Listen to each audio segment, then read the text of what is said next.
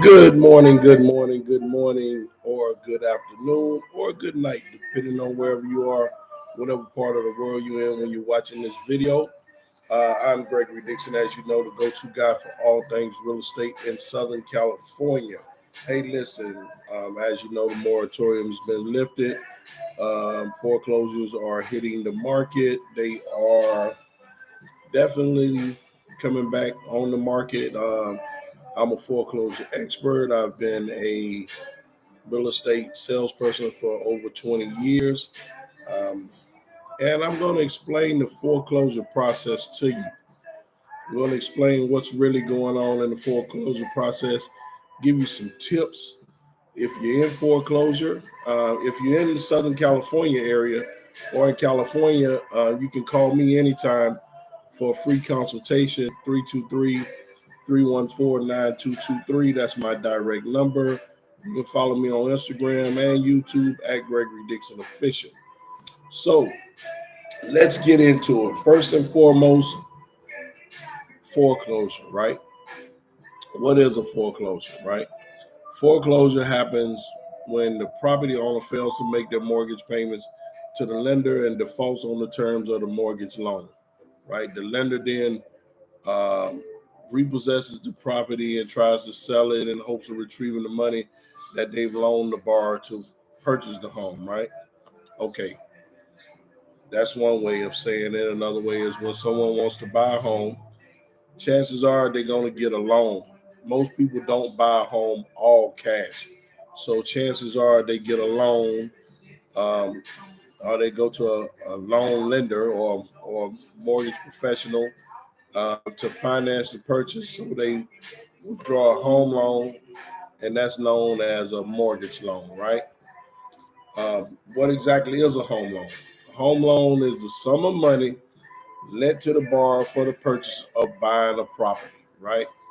But before the money is given to the buyer and transferred into escrow, the borrower must first sign what's called a promissory note, right? Meaning, I'm giving you this money, you promise to pay the money back under certain terms and conditions, right? Okay, the written contract is the agreement that you have. The mortgage note itself, the mortgage is specified, the terms are specified, is written up, is drawn up, you sign it, it's notarized,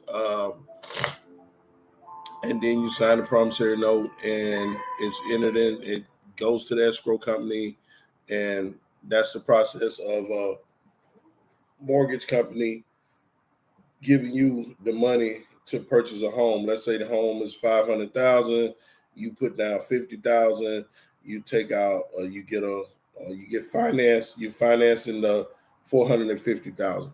So the mortgage company they're gonna take your 50,000 as a down payment. They're gonna write you a mortgage loan for 450,000 under terms and conditions, interest rates and stuff like that, and how much they charging you to actually give you the loan, right? Now, how foreclosure starts is pre-foreclosure. It's like you fail to make a payment. You know, the borrower's obligations outlined in the promissory note to pay back the lender their money. When the borrower fails to make a payment, a red flag is raised and the lender will be notified, right? The promissory note has an agreement made between the lender and the borrower. The lender had to make a financial decision based on the borrower's ability to make the payments. Now the lender is not receiving money, they will look for alternative ways to be compensated. Otherwise, they'll be out of the money that they loaned you as the borrower. This is how the pre-foreclosure starts, right?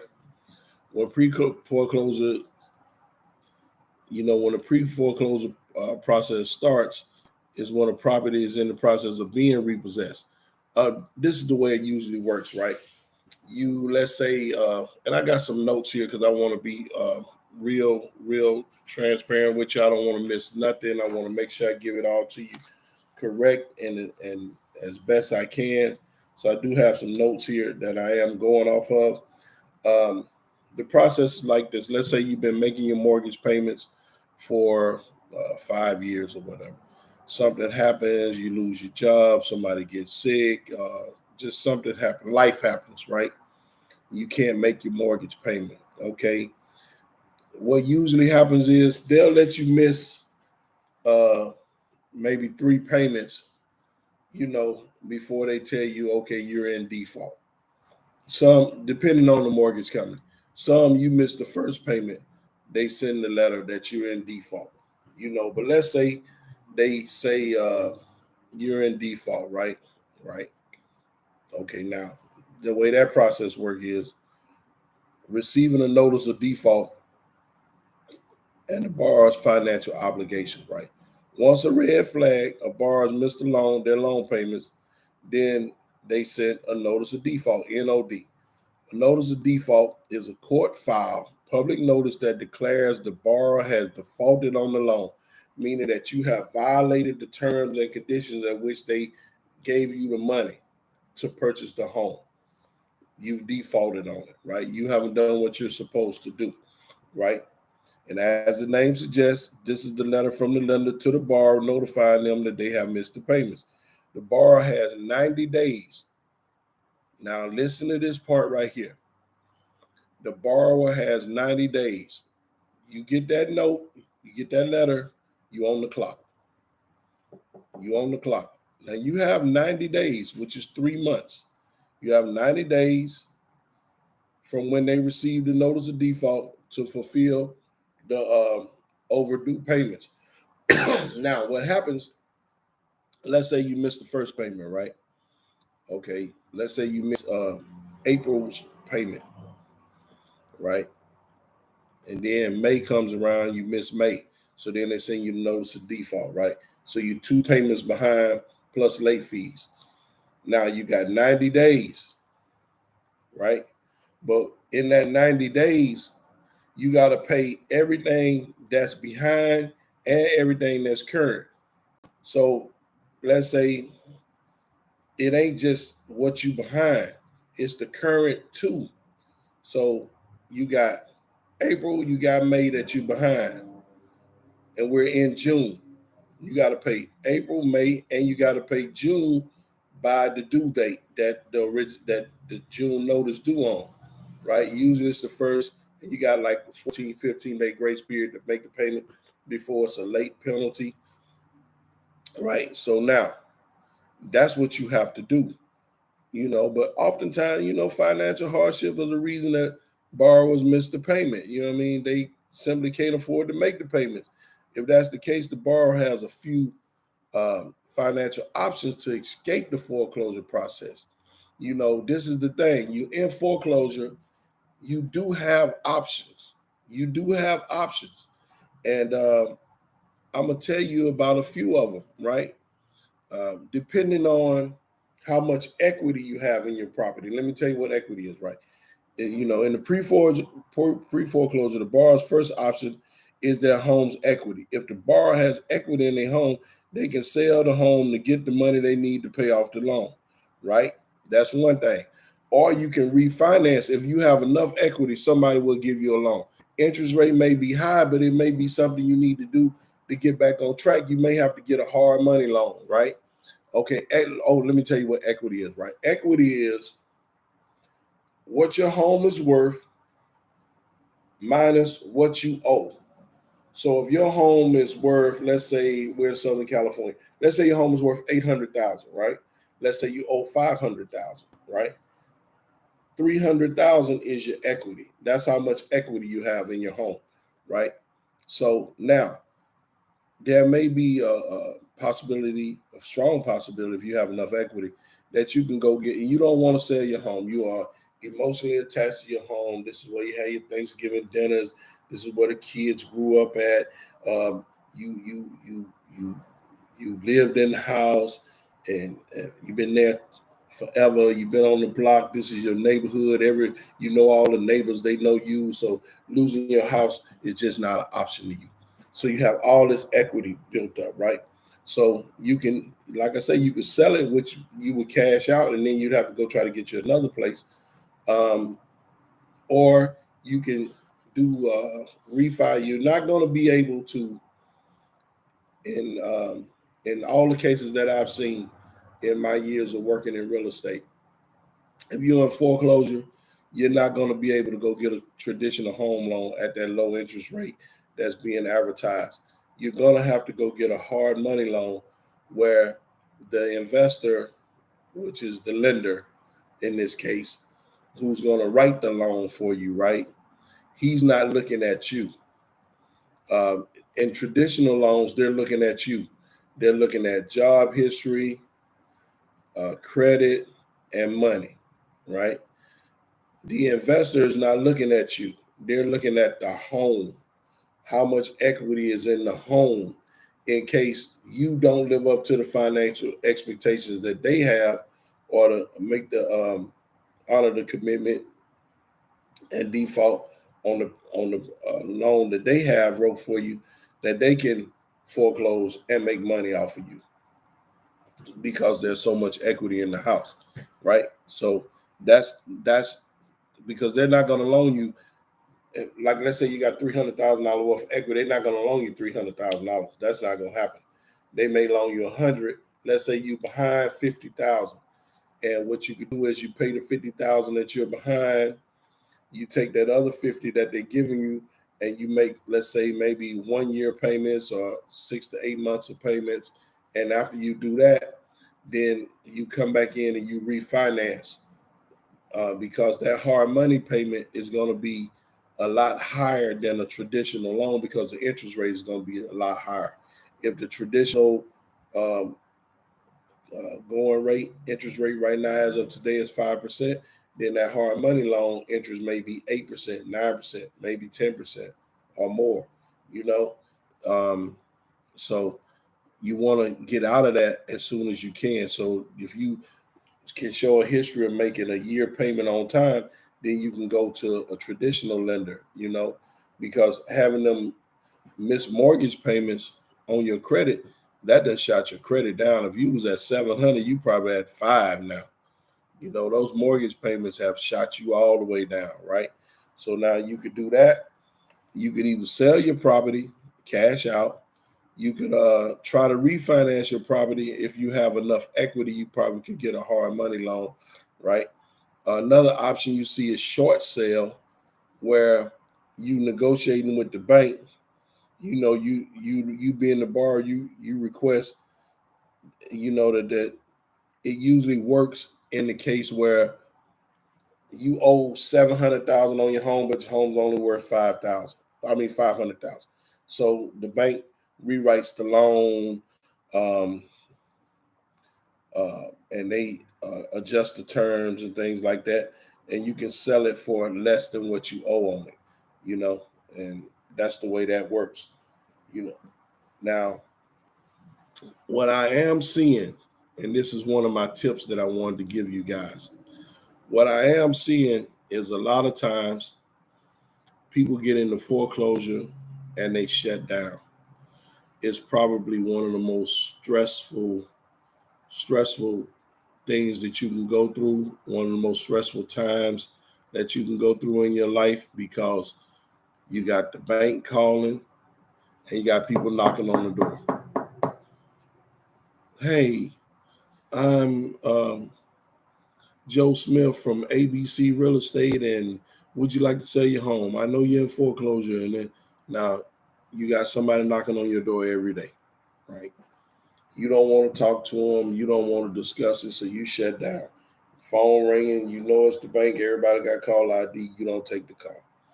You do this for like a month, right? Because it's stressful, and that stress and that anxiety, and maybe finances is a problem in your household right now. So you might have you and your significant other at odds, and everything is just going crazy, and it's just a whirlwind, right? And you not addressing this. And let me say this, not addressing the problem is not going to make the problem go away. It's going to create a bigger problem for you.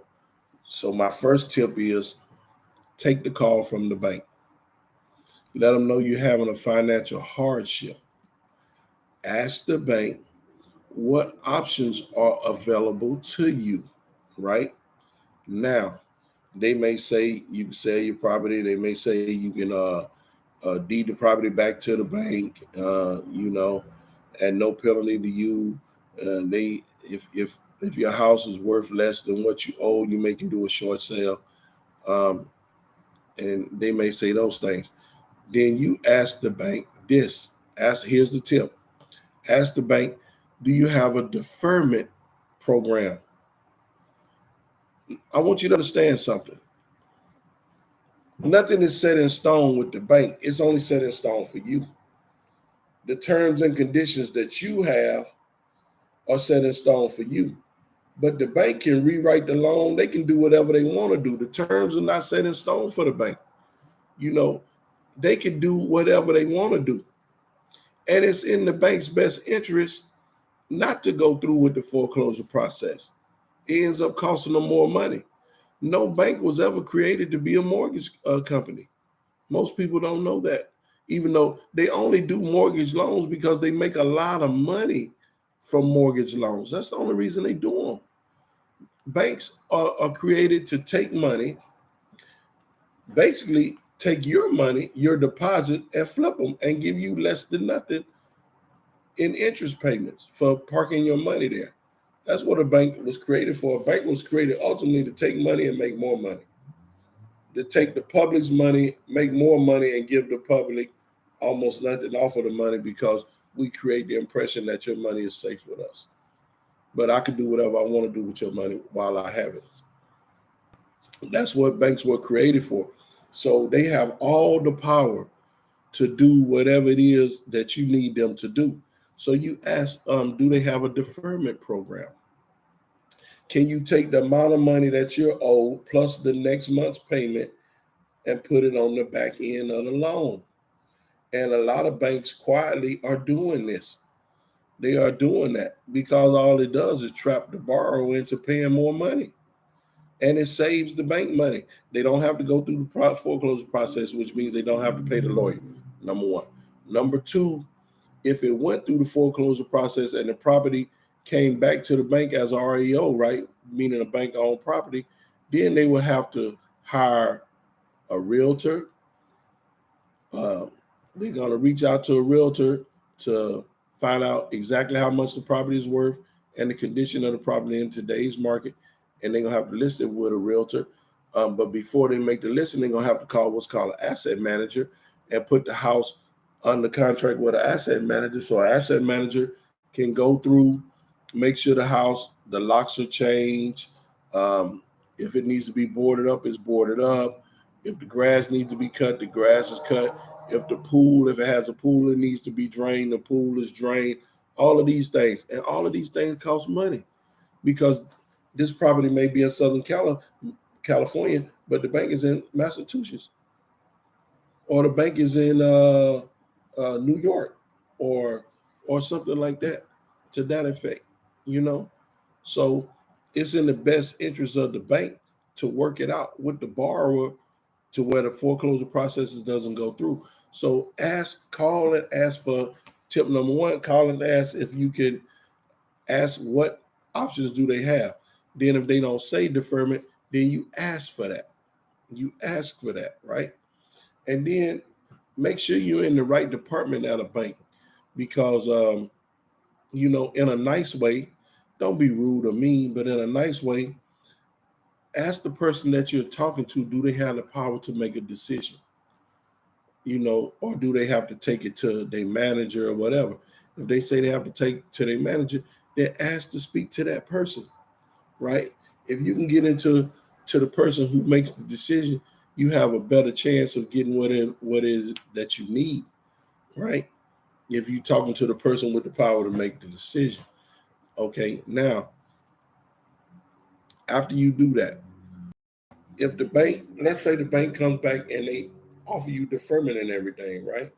Okay, whatever agreement that you make on that phone with that bank representative, make sure you get that agreement in writing. You make sure if they make an agreement with you that they send it to you an email. Email has a timestamp on it. It's a document you can use in court of law. right? Because sometimes you'll be talking to a bank is a huge office that has different departments. It's a huge business, right? You're talking to a customer service rep when you should be talking to somebody in loss mitigation or somebody in asset management, right? Or somebody in the foreclosure department. You talking to customer service, they reading off a script. All along, the foreclosure process is still going on. If you have a sales date and that date has not been postponed or stopped or canceled, it's full speed ahead. Whatever date that it says, that property will be auctioned off at more than likely the county courthouse on the steps. And someone purchased the property, guess what? The next day, the next day, you're gonna get a knock on the door. This is how it works in Los Angeles. LA County Sheriff's Department. LA County Sheriff's Department. Yes, here's an eviction notice. You guys have to move out now. Not next week, not a date on the notice. Now. They're gonna come out and they're gonna give you 30 days. If you meet a nice officer, may give you 30 minutes to gather whatever you can, your valuables, your possessions, and leave the premises. They're gonna escort you off the premises, and then the new homeowner will have the locks and everything changed. They give you their contact information, and you got, I think, 15 days to get all your belongings. So that's how it works. Do not, under no circumstances, get it confused. Uh, uh, be under the impression that a bank is your friend. They are not your friend. You don't have a friendship relationship with a bank. You have a relationship based on a financial obligation. That is what your relationship with any bank is. I don't care how you walk in and they, hey girl, hey champ, how you doing? Yeah, they're nice to you, they're courteous to you because you're putting your money in the bank. But I promise you, if you have a mortgage and you are in foreclosure, they're not your friend. It's a finance. The relationship is based on a financial obligation that you done defaulted on. So any agreement that you make, you must get this in writing, right? Now, let's go worst case scenario on foreclosure. And we're going to be wrapping it up pretty soon. The 90 days go by, the 3 months go by, you haven't cured the default, which simply means you haven't brought your payment current and reinstated your loan, right? After that 90th day, they're going to give you, they're going to send you a letter, certified mail, that you have a trustee sale date. The trustee sale date usually is 21 days after the 90th day. I know that's how it is in Southern California. It's usually 21 days after the 90th day. In other states, it may be different, but in Southern California, that's how it is. So on that, on that, you get that letter. It's going to give you the trustee sales date. That's the date that they are going to auction off the property. That's the date that they're going to announce your property on the steps of the county or the courthouse or wherever they deem to have the sale at. Because it ain't going to just be you. It's going to be a whole lot of them out there, right? So now that's what's going to happen. You can stop the sale. There are ways to stop the sale. You can declare bankruptcy, what a lot of people do. You can communicate with the bank. Like I say, a lot of times, more than 99% of the time, the bank doesn't want to repossess the house. They don't. It causes more problems for them than it solves, right? It causes way more problems for them than it solves. And at the end of the day, they can only get legally what they're owed. Let's say a property goes to sale, and it's a bid. It's a bid. 500,000. The bid goes to 700, 800. Somebody buy the property 800,000. Bank was only owed 700,000. The bank can only collect the 500 that they're owed. The rest of the money is supposed to come back to the person who lost the property. And if you need help with that, if you see this video of somebody has lost the property to foreclosure, call me. Call me direct, 323-314-9223, or call my office, 323-477-2684, or follow me on Instagram, DM me on Instagram, or leave me a note on this video, Gregory Dixon Official. I can get that money for you. I charge, but I can get that money for you. That overbid, I can get that money for you.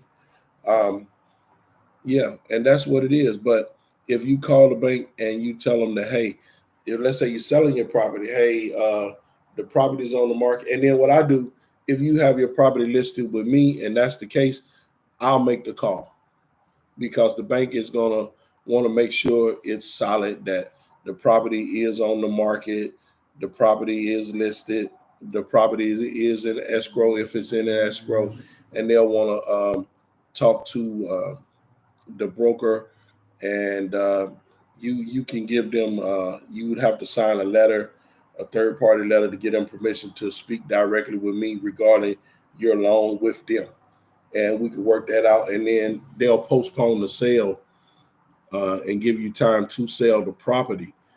But you need to be reaching out to them, you need to be talking to them. You don't need to avoid the situation. Avoiding it is not going to make it go away, because the worst thing in the world is, okay, you got it. Today is the 21st, and you got a sales date on the 24th. But for 90 days, the bank has been trying to get in touch with you, make contact with you, reach out to you, and they haven't heard anything from you.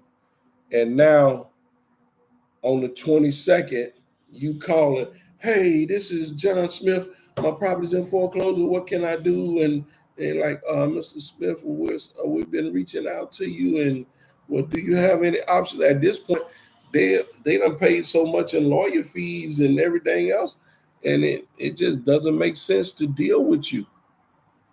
Well, especially if your property, they know what your property is worth. They got very intelligent people with real estate backgrounds that run the property, and they reach out to brokers and get what's called a broker's price opinion, where a broker goes out, shoots pictures, runs the house, runs the comps, tell the bank exactly what the house is worth in today's market. So if your house is worth 800 and you owe 5, it's in their best interest to go through with the foreclosure sale, because somebody's going to buy it at the foreclosure sale, and the bank get all their money right then and there. They plus late fees, plus interest and everything. They get all their money right then and there. They're out of the property. They don't have nothing else to do with the property.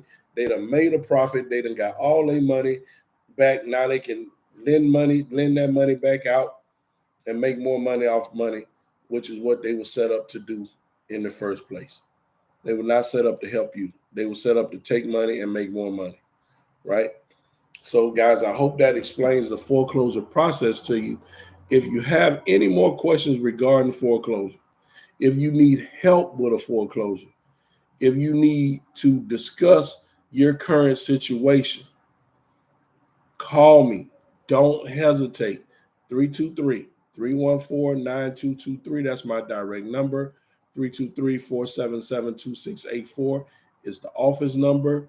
You can DM me at Gregory Dixon Official on Instagram, and you can leave a comment here on our YouTube channel. You know, I like if you watch this video, to like, share, and subscribe.